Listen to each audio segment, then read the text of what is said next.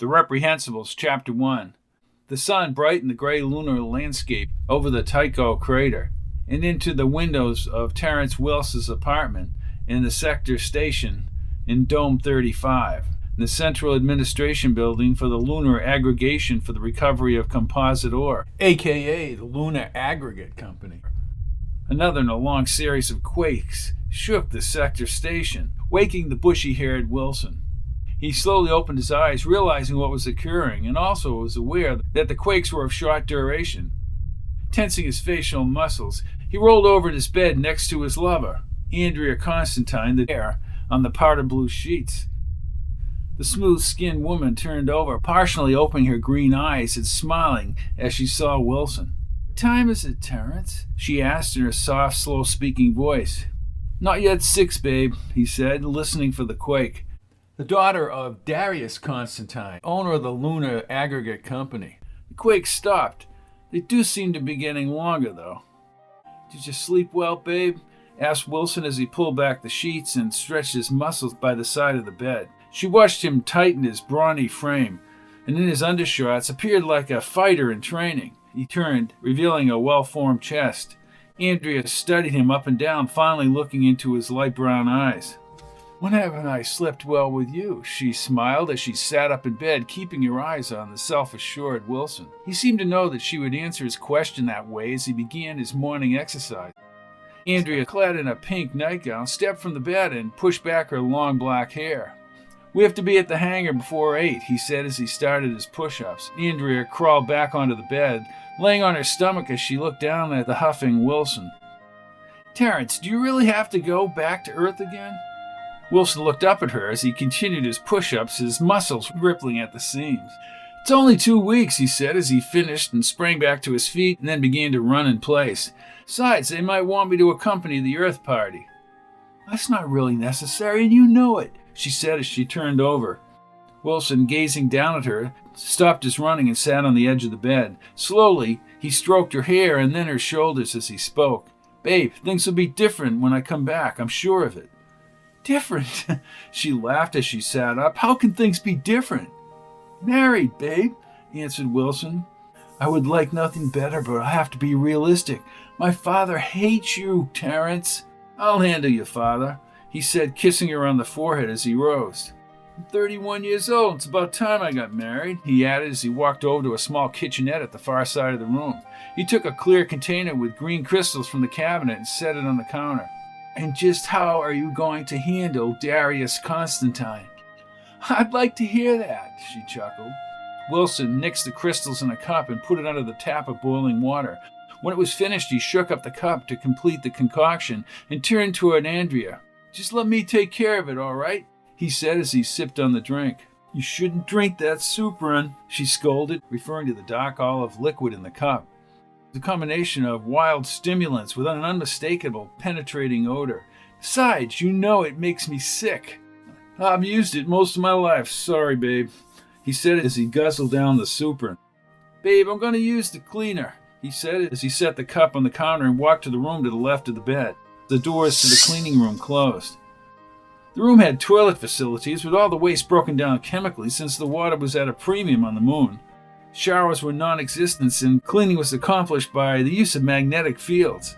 Wilson dabbed some white foam on his face. It was similar to shaving cream, but had been altered to break down his whiskers during cleaning. He removed his undershorts and stepped onto the cleaner, a round stall with an abrasive, cushioned floor. The walls and the ceiling had thousands of mushroom-like pods from which the fields emanated. As he was about to activate the shower, Andrea entered the room, much to his delight.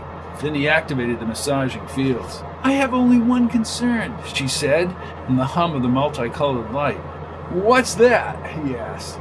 "Maybe you think you can handle my father, but can you handle Neville?"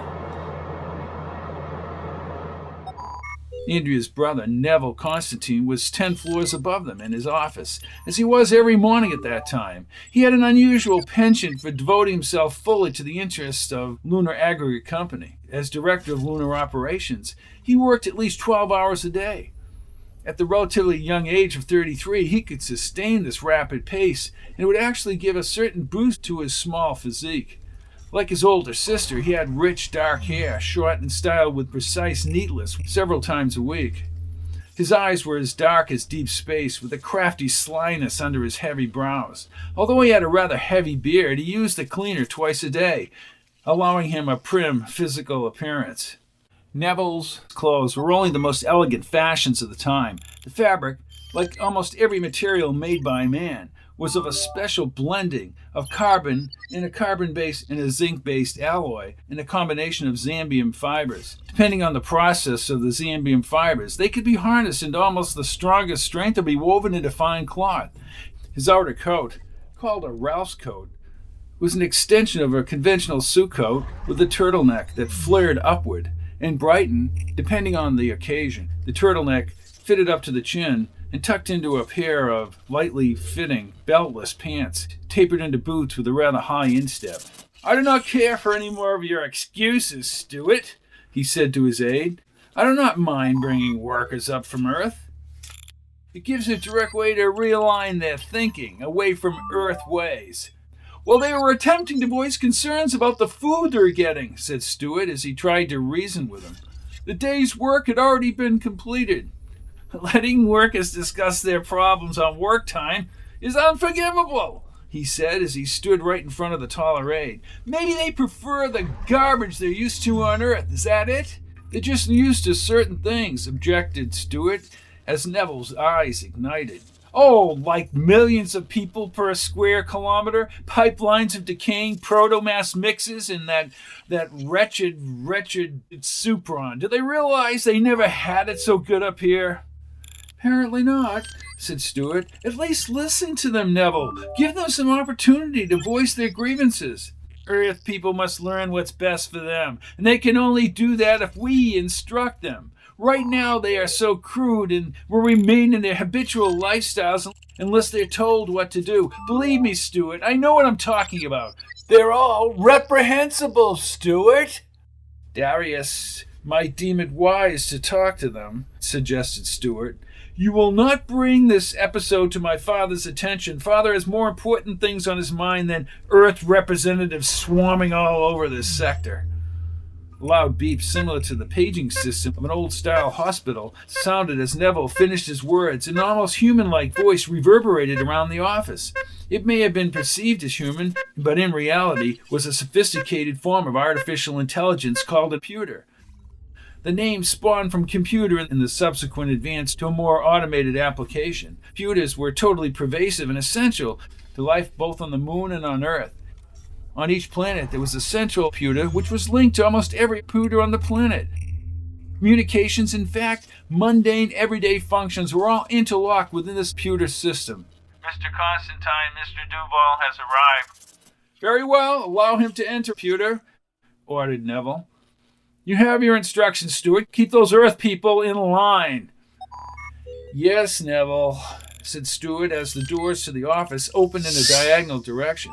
Stewart headed for the doorway as Duval entered. "Stewart," said the crew-cut Duval. "Elmer," returned Stewart as he passed him and left the room. Neville walked over to the computer terminal, which served as his desk. He leaned back in the chair with a smug look on his face. "Computer, engage sound systems," Neville told the machine. Instantly, an invisible barrier surrounded the room, preventing anyone from listening to their conversation. "Well, Elmer, you've arrived, so to speak. I trust everything is proceeding on schedule." "It's proceeding at a rapid pace and quite anonymously, of course. I'm sorry I haven't been available for the past week. I've been busy with the Earth Party," said Neville as Duval sat down. "Are they at all suspicious?" asked Duval.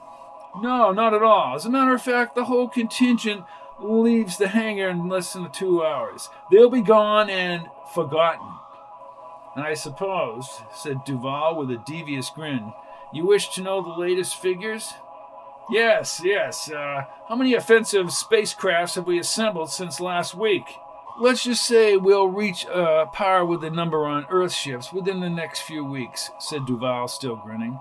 "A pity that the illustrious Mr. Rimvoli isn't around to see how useful his discovery has been to us," observed Neville. "Well, I'm glad he isn't.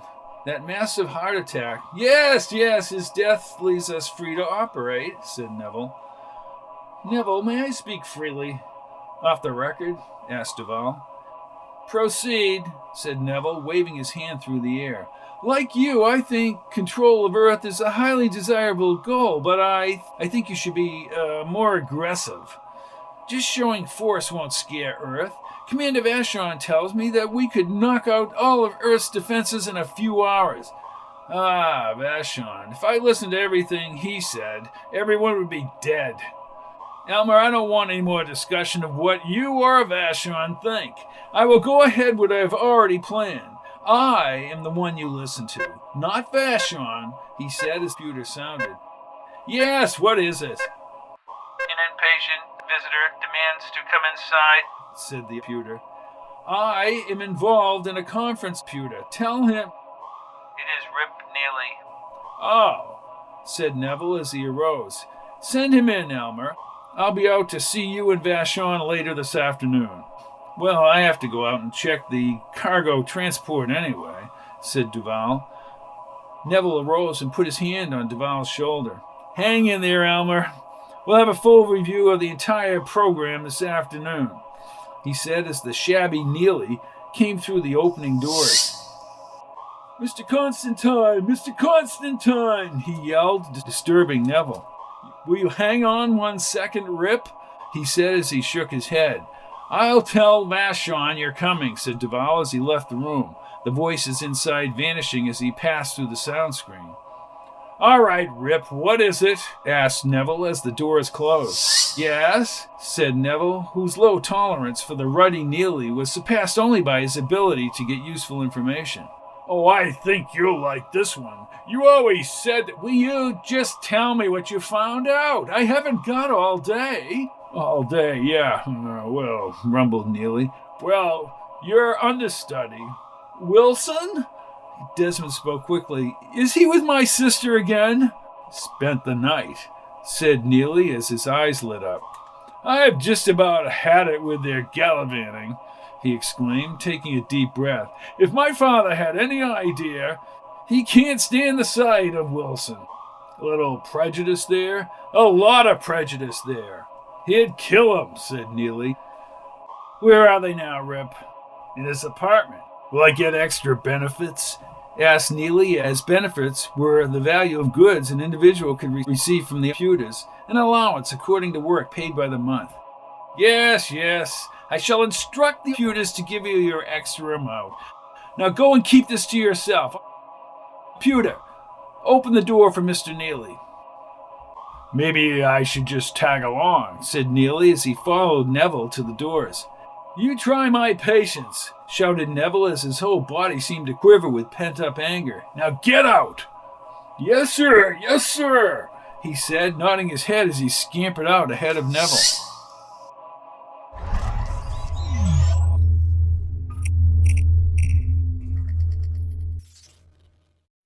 The Reprehensibles, Chapter 1, Part 2. Wilson and Andrea were almost dressed as Wilson tucked in his blue turtleneck into his satin-like gold pants.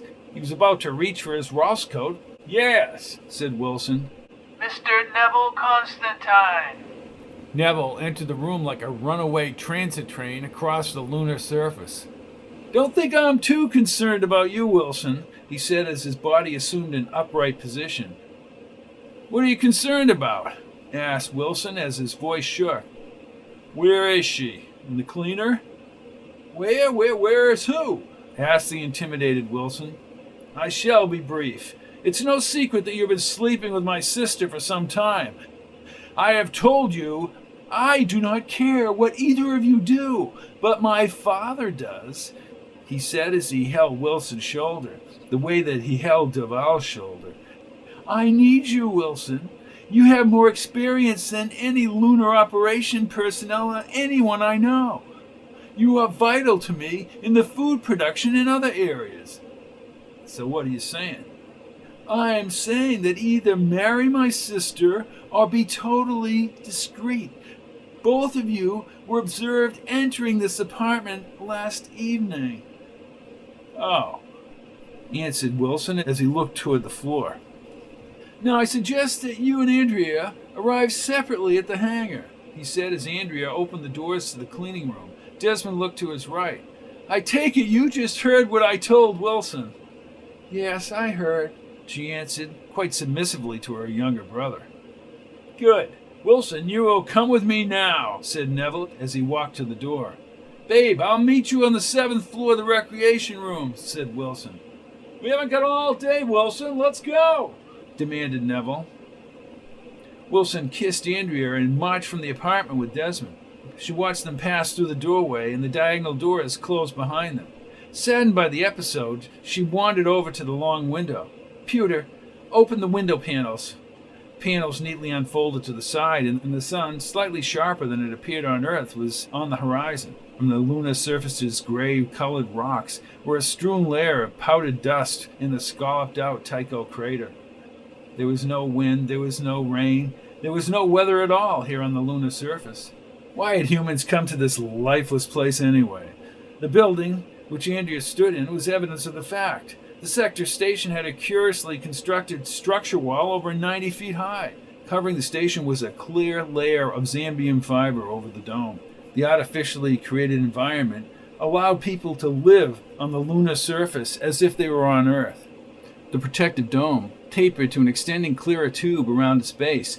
Inside the transportation system, the transitway resembled a small conventional monorail, yet the transitways were much wider than the 3 or 4 groupings, 4 sets each, separated by 2 aisles. Power on the transitway was not electrical, but magnetic, as the transitways hummed along the white concave pathway. Like most everything else on the moon, they were controlled by computers, radiating from the sector station to hundreds of mining operations, farming areas, and settlements. Andrea looked toward the horizon. The tops of the nearest form desks were just visible in the sunlight. Close up, they resembled the storage tanks of a city. However, they were much larger than their outer shells and constructed the same zambium fiber as the domes. The huge discs, part of the Constantine operation, were grouped in clusters of 20 and could be seen very easily through the lunar telescopes at any time. She was extremely proud of what her family had built, beginning with Barrett Constantine, who founded the company 75 years ago. With dwindling energy and metal supplies on Earth, Barrett Constantine gazed upward into outer space. Mining operations had already commenced on the moon several years in the past, but the Constantines had other inclinations. As a person who took chances, he liquidated his Earth holdings and headed directly for the moon. In those days, it took several days to traverse the great distance to the moon. Beginning with absolutely nothing, only a strong-willed man could do what he did. Indeed, the venture could have very easily folded if not for his continued perseverance. From the first small outpost, which took 5 years to become fully operational, he built a mining empire which by his life's end had netted him inconceivable wealth. The lunar operation established its own Earth-orbiting factories, furnaces, and warehouses. When Barrett Constantine died, he left nothing to his wife. Rather, the entire stock holding of the lunar operations went to his only son, Darius. Darius continued the lunar operation at unprecedented progress, expanding mines across the moon craters. He had a perfect record of expansion, the only real setback being personal, as his wife Elizabeth died in childbirth when Neville was born. Perhaps this solidified his drive and ambition on the lunar surface, the offspring of Earth, even though the aggregates had vast power throughout the area. Still, it was Darius's food production efforts, Andrea thought, which would be his hallmark as a compassionate humanitarian. She peered downward, past the wider sections of the building as one of the transitways, probably with Neville and Wilson on board, pulled away from the terminal and into the sector station. Its destination was a departure hangar for incoming and outgoing lunar spacecraft. If she was to get to the hangar before the return of the ship to Earth, she would have to leave on the next transitway. Quickly, she turned from the windows and toward the doors. "Puda, open the doors." Once in the corridor, she hurried forward along the vertical slits of the light-colored walls. She ordered the pewters to open the slit, and the wall expanded apart to the size of a doorway. Walking inside, she stepped onto a clear floor, encircled by glittering gold walls. "Bring me to the terminal," she requested, as the outside wall slowly closed. In this room, called a mover, descended to a lower level. When she emerged from the mover, she was at the lowest usable level of the sector station, the transway terminal. Only the environmental systems and the gravity adding fields were below this level. The sunlight from the span of glass above the outside wall flickered through her flowing hair as she passed through a steady stream of people. A fine variety of restaurants, shops, and small cafes lined this wide-open area. Above, the towering ceiling bulged downward from a central tube of light which ran down its length to the transitways. Andrea soon climbed aboard the elongated rock staircase leading to the arched opening of the different transitways. She headed to her left to the opening marked Departure Hangar in glowing red letters. Inside, the transitway was in place to the adjacent long ramp, and the sunlight shining through the clear Zambian tube. Although the transitway appeared to be one long, streamlined piece, it was actually divided into 15 separate compartments. As she headed toward the lead car, reserved for the Constantines, one of the attendants in a Royal Bill Ralston coat ran up to her. "May I help you up front, Miss Constantine?" she asked. "Oh, I guess that would be all right," answered Andrea. "You seem pale. Are you feeling sick?" asked the attendant. "Oh no, just a strange feeling, that's all," she said as they walked toward the front car. "The same way you feel when the year changes." "I don't know, maybe it's just in my head," she smiled. "Probably the Earth Party. They've got everyone around here nervous," suggested the attendant. "Yes, that must be it," said Andrea as they reached the front. "And thank you, I appreciate your company." "No problem, Miss Constantine," said the attendant as the dark-haired lady entered the transitway car. Aboard the first transitway, several kilometers ahead, Darius Constantine, the fluffy, white-haired patriarch, sat next to the leader of the Earth Party, Jim Pierce. Both men were about the same age and old friends from years past. Pierce worked his way up through the diplomatic services so that he was right next to the center of power on Earth. He was seated behind a table that had been installed in the middle aisle, and the seats around them were members of Pierce's staff as well as the lunar aggregate personnel. "Jim," said Darius Constantine as a computer terminal screen filled with a neon-like blue advertisement. "This is the marquee I plan to distribute in the Earth Pewters. It should attract the best people, and I only want the best." "And you'll get them," said the bald-headed Pierce, his bristly mustache moving as he spoke. "Yes, we'll leave the Reprehensibles on Earth." "Right. We'll have it inputted into the central pewters at the Earth City in a few days. Neville's been working on it for months. Good boy, that Neville," as he moved his hand from the confines of his white turtleneck. "Itches every time I clean my beard." "Oh, and I thought you were just getting hot under the collar," said Pierce. Darius Constantine returned the laughter as he looked at his old friend. "I'm surprised you can breathe under that mustache." "Well, it's a good change if you ask me. Makes me look younger," remarked Pierce. "Right, the ladies like that now, and I know you," needled Darius. "At 65 years old, Jason, I need more than a stiff mustache to be chasing after the ladies," he joked as they both broke into laughter. "Well, we've had our times, my friend," said Darius, "and don't you forget it." As they enjoyed their final minutes together, one of the attendants walked up to the table with a cup of sucron on a tray. "Your sucron, Mr. Pierce," said the attendant. "I told you I'd take it in the rear compartment," shouted Pierce, as Darius Constantine seemed to wince from the fumes. "I'm sorry, sir, I thought that—" "Well, you were wrong," said Pierce as the attendant scurried ahead to the rear of the car. Once inside with the doors closed, Pierce turned to the attendant. "Connections." The light-skinned man nodded and handed Pierce a pewter input card about the size of a credit card with thousands of magnetic impulses throughout. Connections turned and quickly re-entered the car as Pierce sat down on the sofa. He stared at the orange gridded card, holding it in his hand, and then quickly stuffed it in his Ralston pocket. In deep thought, he sat on the sofa and drank his sucron as the transitway hummed along. Back at the table, Darius Constantine studied the production figures on the readout screen. The computer sounded several times before he realized what was happening.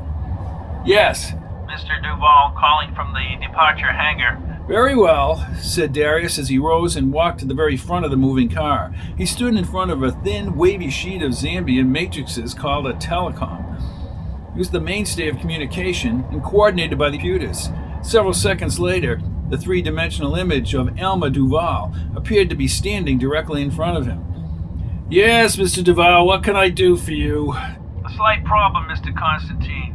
In in the directional thrusters. It's been resolved, but I thought you might want to take a look at the scan in private, said Duval, as the lunar aggregate systems were all a secret. Dr. Riobolovi never had these problems, chided Darius. Where are you, in my office? Yes, sir, said Duval with great restraint as his image left the telecom. Problem, Darius? Asked Pierce as he came to the front. No, just some minor holdup. I have to get to my office, Jim. You may already be on board, so let's get back to our seats. I have just a few more points of discussion, said Pierce as they resumed their positions at the table. We should be at the hangar in a few minutes, Jim, said Darius. No, I have nothing of great detail to say, just the idea we discussed last week about bringing colonies up here. I don't want to have to remind you the population on Earth is at its bursting point. Jim, said the influential and perhaps more powerful Darius Constantine, I can only tell you what I said then. It's my opinion that bringing people up here will only exacerbate the problem. You're asking for trouble. I will not have the moon end up like Earth. Well, what about the colonies in space?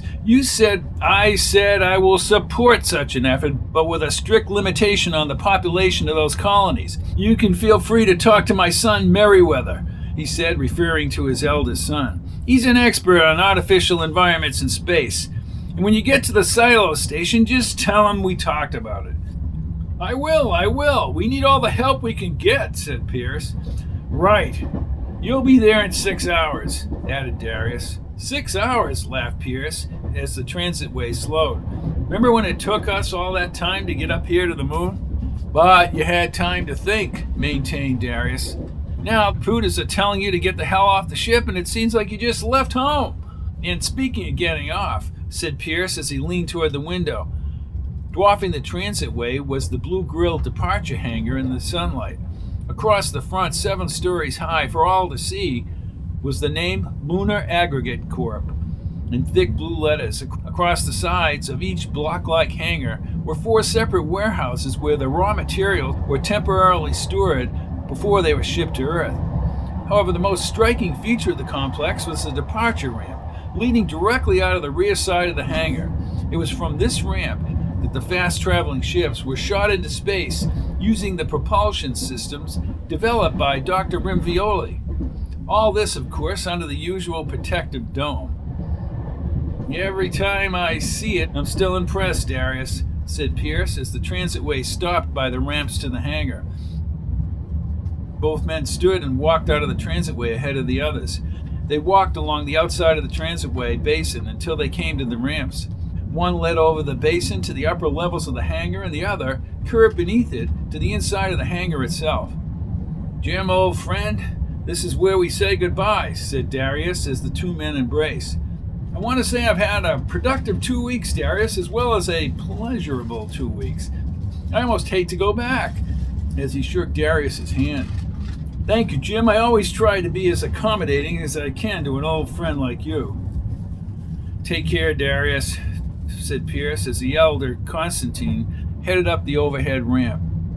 Pierce watched him cross over the transitway, the sun shining brightly on his white hair as he turned one final time and waved. He crossed into the upper levels of the departure hangar, leaving his old friend behind.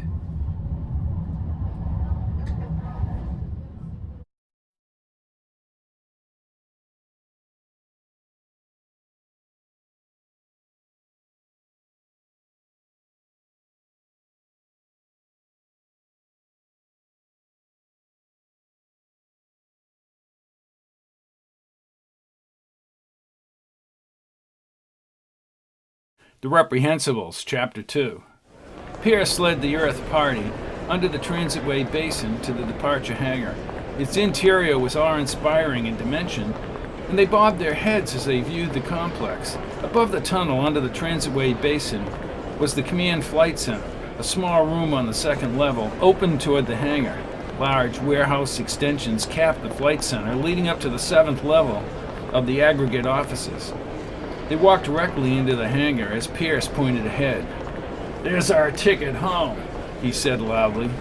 At first glance, the cargo transport resembled a giant sea crab as its 2 dark blue stabilizing fins loomed over each side, fanning out to the ground level. They were equipped with ion thrusters, used for minute course corrections and supplemental to the main propulsion system. The thrusters were attached near the rounded peak of the ship, which housed the passengers, and from the ground level, the tiny windows of this section were barely visible. Under the passenger portion, down to the long, cigar-like body of the ship were the extensive cargo storage areas. Across this area was a ubiquitous lunar aggregate logo hovering over the metallic pedestal which supported the ship. A wide ramp was in place for the passengers and cargo to enter through the upper part of the pedestal. Famous Rimbioli propulsion units were located at the very bottom of the pedestal, where it was connected to the ramp leading outside. As the Earth party approached the ramp, the final preparations were still being made, with workers and cargo trucks moving along the ramp. Wilson was in the midst of the Earth party. He and Neville had remained in the rear car away from Darius Constantine. Wilson, when he saw Darius crossing the upper level, ran with deliberate speed through the tunnel in the hangar. Although Andrea would be a few minutes behind, he hurried to the movers and went to the 7th level. At this time, Darius Constantine was walking down the corridor to his office. Duval was standing quietly outside the closed door as Darius came into view. "Open my office doors," commanded Darius as he came to Duval. The door spread open and the white-haired man walked ahead of Duval. "Okay, Alma, let's see the scan on this directional thrusters." "I have the cards for the overall scan, Mr. Constantine," explained Duval. "Damn it, Elmer, I haven't got all day. Get those scans for each thruster. If we're going to look at the problem, let's not have it be half-assed." "They're in my office," confessed Duval. "Well, get them. We're losing time," motioned Darius, and Duval scampered from the room. "Got Pierce and the rest of them waiting down there to get back to Earth," he mumbled as he strolled over to the windows. His office was at the very top corner of the departure hangar, and both of the outer walls were clear Zambian. As he liked to constantly view his achievements, he gazed back toward the sector station just below the lunar horizon as the next transitway pulled into place. Looking over the transitways across the moon's landscape to the food production discs under the domes, he stared for minutes on end. An inner glow passed through his body as he realized the importance of his work to the food problem on Earth. At least 5 minutes passed until he suddenly realized Duval had not returned. He looked to the doors and back to the gray lunar landscape several times as he grew restless and tapped his foot on the floor. When he heard footsteps coming down the corridor, he leaned back against the window and folded his arms across his chest. His serious face would show Duval just how upset he had become, but his impatient scowl was at once transformed into a horror-filled shock as an ear-splitting, high-pitched sound consumed the space around him. He began to walk forward, but his body was flung against the windows with incredible energy. He bounced off the Zambian, sliding across the dusty floor. Someone's hands, covered by dark gloves, shook incessantly as they clutched onto the weapon's donut-like handle. Several tapering bands of bright red wire lead from the handle to the silver needle apparently was the source of the sound. Still alive, Darius Constantine slowly looked up from the floor. He was breathing erratically as he clutched his chest. Why? He wanted to know. The intruder, stunned that the old man was still alive, froze, his hands continuing to twitch. "I was going to tell everyone," he spoke, faltering as he grew weak, "about the civilization drone. Mineshaft 66. Lunar landscape," he whispered softly, and he tightened his eyes. Duval, who had searched feverishly for the correct cards, ran down from the 7th floor corridor to the office. "Where are you going, Elmer?" yelled Neville from behind.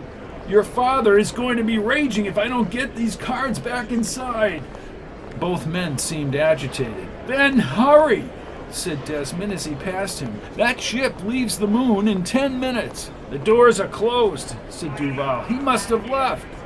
"Huda, open the doors," ordered Neville as he walked nonchalantly. "He's dead," shouted Duval. "Darius!" he cried as he ran past Neville and shook the body vigorously. He put his ear to the chest cavity, but Darius Constantine's heart had stopped beating. "We've got to do something," yelled Duval frantically. "You could start by getting yourself in control, Elmer. I would say he had a heart attack. I'm going downstairs and get that ship the hell out of here." Shouldn't we call Dr. Grinnell for the body? Asked Duval, who was panic-stricken. I'm in charge now, Elmer. Don't you mind about Grinnell. Stay here with the body and don't let anyone inside. I shall return later with Grinnell, said Neville as he ran from the room and the door shut behind. Wilson, who had been in the relaxation room for some time when Andrea came through the doorway. Her head was lowered and she was visibly disturbed. Andrea, what's wrong, babe? He asked quickly. I have to get downstairs now. I guess that's it, she said as she looked up at him, teary-eyed and saddened. Her lips quivered as she spoke. I'm afraid of losing you. You're not losing me, babe, he said as he took her in his arms. I'll be back in 2 weeks and we'll be married. I promised you that. I don't like being alone, she confessed to him. Neither do I, babe. Now come on, perk up, he said as he kissed her lips forcefully. Feel better? Yes, she smiled through the tears. Good. I'll call you from Earth. Bye, babe, he said as he turned. Don't look back, Terrence, she advised as he hurried to the mover. Neville rushed into the flight. He looked out at the looming cargo transport and then up to the flight coordinator, Alan Powers.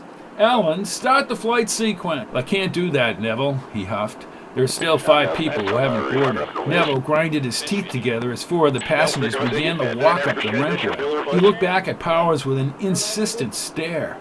Alan? Why do we have rules? Asked Powers as Wilson ran from the movers across the hangar floor to the cargo ramp. Here's the last one. Neville waited at the hangar as Wilson ran up the ramp to the ship.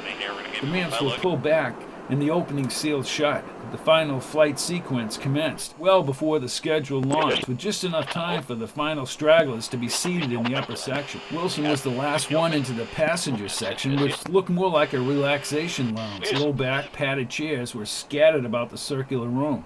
Wilson walked across the lush purple carpet to an empty chair next to an attractive woman with long brown hair. He said as they looked each other over, Is this seat taken? Why, no. Go ahead. Sit down, she smiled. Next to a lovely girl like you, that would be a pleasure, he said as he sat down. Welcome to Lunar Aggregate Flight 22 to our silo depot in synchronous orbit above the North American quadrant. The cargo transport represents a new phase in space technology, a true evolution in travel which will someday propel us through the solar system and beyond on a regular basis. The journey you are about to take, which took several months just years ago, will be completed in less than 6 hours. Everyone at the Lunar Aggregate wishes you a pleasant and enjoyable trip back to Earth. Flight will commence momentarily. That Puda sounds like a girl I knew when I first came up here. Susie Hopkins, smiling at him once more. Going back to Earth City, are you? Yes, I'm on Mr. Pierce's staff. We have lots of debriefings. Could last another week. Well, good, said Wilson as the ship rumbled loudly. How'd you like some lunch later? You don't waste any time, do you? Well, if you don't want lunch, you don't, proclaimed Wilson. Who says I don't? She replied as the ship moved forward. Neville stood on the platform next to Alan Powers. His eyes shifted from side to side as he tried to keep his wits. It was all beginning to sink in now. Darius Constantine was dead, and the reins of command of one of the most powerful and influential corporations was about to change hands. He wondered as he stood motionless if he could maintain his composure for just a few more minutes until the transport left the hangar. The bulky transport, traveling faster now, passed through the opening at the far end of the hangar. Entering the Zambian tube, it roared along toward the edge of the outside dome where a clear aperture locked tight. Systems check, requested Powers. Verified. Commence release, instructed Powers. And the aperture opened. The speed of the transport increased dramatically. No flame was visible, nor did any propellant shoot from the ship as in a matter of seconds it left the tube and the ramp and vanished high above the lunar surface. Inside the transport complex, force fields combated the pressing acceleration as the passengers walked casually from window to window, buzzing about the shrinking moon below them. The light from the bright lunar surface almost ceased to be bright, replaced by the clear, shining stars in the distance. In the background, the gray lunar surface, craters strewn over the landscape, moved farther and farther away into the darkness. We suggest that you return to your seats while the star dome is retracted. This view is quite extraordinary and we hope you will enjoy it. As the passengers retreated to their seats, and the upper ceiling and walls slid downward along the hull, the unimpeded starlight completely captivated them. Collective sighs and awes reverberated around the room, which did not seem like a room at all. Rather, it was as if they were merely on a floor traveling through open space. The moon, still visible to the rear, faded at a steady pace as they headed back to the troubled earth. The youngest, Constantine, had left the flight center, taking a mover back to his father's office. The doors closed as he arrived. However, as they opened, he could see that Duval was gone. His father's body lay undisturbed in the center of the floor, but he could not bring himself around to look at it. "Get Dr. Grinnell up here right away. Tell him it's an emergency." He took a few steps toward the window. His head hung low. He's on his way from the 4th level. "Good," mumbled Neville as he stared out the window into space. Grinnell arrived as soon as possible. Using his instruments, he thoroughly examined the body of Darius Constantine. Neville said little as he kept his back to the doctor. Very suspicious, very," said the young doctor. "Neville," he called, but Neville was in deep thought. "Neville! How did he die, Melvin?" he asked without turning. "Neville," said Grinnell as he rose.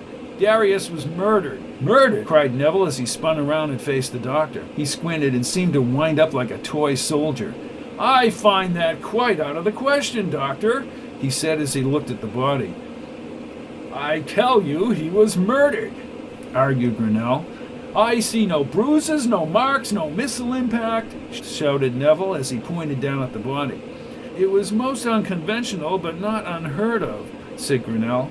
"Poison, wasn't it?" "No, Neville, he wasn't poisoned. Your father was killed with the aid of a sound locator." "Sound locator? I know of no such weapon." "They're relatively new. You see, it's a kind of you could call it a tissue splitter.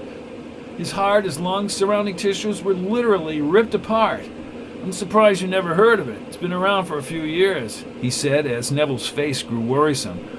"What is it? What's the matter?" "Duval! I found him outside. He had scheduled a meeting with my father. I thought my father had a heart attack. I left Duval in the room with him until the cargo transport had cleared the hangar." "Elmer? Kill your father?" laughed Grinnell. "This is no laughing matter, Melvin. Not at all," said Neville as he looked upward. "Computer, institute a combined security search for Mr. Duval. Have them look through the entire sector station." "Well, what good will that do?" Grinnell wanted to know. "Why don't you just scan the building and halt the transitways?" "Don't push me, Melvin," said Neville as he passed by him, heading for the doorway. "Neville, things have to be done. You must contact the authorities on Earth." Neville stopped before he reached the doors. He waited a few moments and then turned to Grinnell. "I am the authority, Melvin, and don't you ever forget it." "Neville," he said as he put his hand on the smaller man's shoulder, "for your own protection, I know. I've had to deal with them when we had that accident at Shaft 92 last year. Look, if I want legal advice, I'll contact my attorney. You're getting benefits for medical, not legal services. Prepare the body for instant cremation." "What?" "That's what my father wanted. Scan him, make sure the body is ready. I'll be in my offices in the sector station." Darius Constantine, the man who had guided the lunar aggregate through the formative years of growth and productivity, was cremated according to his own wishes, and his ashes cast adrift from the high-flying ion-powered jet, or the I-jet. The ashes spread quickly, falling into outer space as the I-jet, resembling a 20th century jet aircraft, rocketed back toward the hangar. There was a short remembrance in the sector station auditorium, upon which the immediate family retired to Darius's private office on the top of the building. As stipulated by Darius Constantine, they were all dressed in white. "Please, let's get this thing going," said the lunar aggregate attorney, Martin Brombaum, a dark-skinned man with thinning white hair, because each of the Constantines directed their attentions to the attorney. Neville held a smug, self-assured countenance, while his sister Andrea seemed broken of her fiancé's refusal to return to the lunar surface for services. Meriwether, the brown-haired eldest son, sat next to Andrea's right with a look of anticipation and crossed his lanky legs as Brombaum spoke to them. "Let me me add to what I just said in the auditorium. My admiration of Darius Constantine goes back a long way.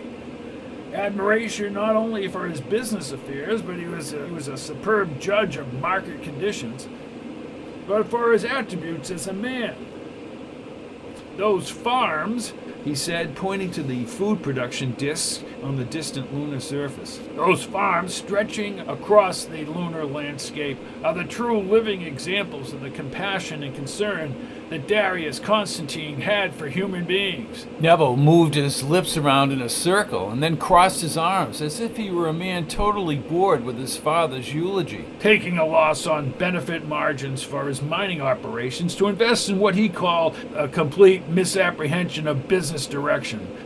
Darius Constantine set out to feed the starving trillions. In short, his own life demonstrated there's more to life in general than just power and profit. Now let us get down to the presentation of the will, made some years ago. It's brief and very specific, said Brombaum. His assistant brought him a bright white box. Brombaum took the box over to a device next to the Puder slot.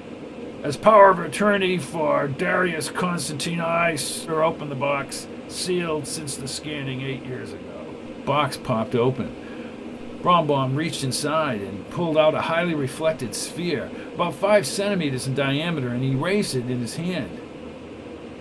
This is the last will and testament of Darius Constantine, contained in this input retriever. Assistant Attorney Mocha will hand each of you an input card with a written readout of what is contained in the will. Now, here is the will. He lifted up the sphere to the tiny opening atop the ice-like telecom. The ball, spinning rapidly, moved to the top center of the telecom, and bright light filled the room. As the doors closed, the glare subsided. As the image of Darius Constantine, some 8 years younger, his hair just beginning to show sporadic graying, stood in three-dimensional form. My friends and family, please do not take affront at the image you see before you. It's only an image. It is not real, only a duplication from the past. Over the years, I have paid little attention to the final disposition of the Lunar Aggregate Company, should anything happen to me. Well, if you are viewing this scan, you can readily see that my efforts with Mr. Brombaum were well worth the time. I have no doubts that the results that I am about to announce to you have been made in sound judgment. My decisions are clear and to the point. All of my personal collections, furnishings, and the Constantine heirlooms will be left to my daughter Andrea. She'll be prudent in her custody of these articles, as I have tried to be. Also, a benefit trust not to exceed 1% of company assets will be allotted by the Prudence by her voice command only. And now to the disposition of the Lunar Aggregate Company. Lunar Aggregate will remain in Constantine hands. I've divided my shares in a way that I consider in the best interest of my children and the best interests of the company. Please remember that these judgments were well thought out and not just hasty impulses. At the present time of this input, the shares stand in the following manner. I control 51% of all Lunar Aggregate shares. Neville and Merriweather have 20% and Andrea has 10%. To Andrea, I leave 50 shares, which approximates to a 15% holding. To Merriweather, I leave 14 additional percentage shares, giving a 34% interest. Merriweather's blue eyes shuddered in disbelief. Neville produced a smirk. Merriweather had taken it as a foregone conclusion that he would control the Lunar Aggregate after his father's death or retirement. He looked over to his smiling brother as the input retriever continued. To my youngest son, Neville, I will leave the remaining shares and controlling interests in Lunar Aggregate. Neville is the best choice for the job and the most diligent and has the best business mind for Lunar Aggregate. And that is what I wish for the company. Merriweather had risen to his feet, shaking his fist at the telecom. You stupid, ungrateful man, he yelled at the image still speaking. You know nothing of what you've decreed here today, he cried as he exited the room. Company Desmond, and I know you will run it in a manner and tradition that I and my father, Barrett Constantine, tried to chart in the past. Finally, I only ask that what I have done in my lifetime be remembered not only by what is physically left, rather, keep in mind the principles I have tried to pass on to all of you. Try to look at the future as if it is the present. Only then can you circumvent the petty obstacles that resist your progress toward individual fulfillment. I love you all. Goodbye, he said as he nodded and his image was no more. The telecom became bright once again, and the sphere returned to the side glass medium. Brombaum took it from the hole and placed it back in the white box. This, of course, was made in advance of the food production program, said Brombaum. Now, congratulations are in order to our new leader, he said as he extended his arm to Neville. By this time, news of the change had spread throughout the building, and other Lunar Aggregate executives filed through the doorway. Thank you, Mr. Brombaum, said Neville with his signature smile. The room was astir with congratulatory remarks and the laughter as the Lunar Aggregate people lined around the sides to speak to their new leader. Neville's moment of glory had finally arrived. The enraged Merryweather hurried through the lower terminal under the sector station. He figured it a trick, a finagling, and at the same time he felt rejection by his father. Shaking his head, he ran up the stairs through the transitway opening. As he walked down through the outside platform and along the transitway, a man about 50 years old with straight white hair stepped from the car. Merryweather looked down at the deep jowls of the familiar face. Ah, Merryweather Constantine, said the man as he held onto a cup of Suprin, his jacket draped over his arm. Have we met, sir? Asked Merryweather. A few years back. I was in the European quadrant for the... Oh, yes, Inspector Manfred Glass, said Merryweather as two attractive women walked behind the inspector. Yes, and how are you? I take it you're here about my father's death. Glass gulped down the rest of the Supron. That is correct. Has the will been scanned?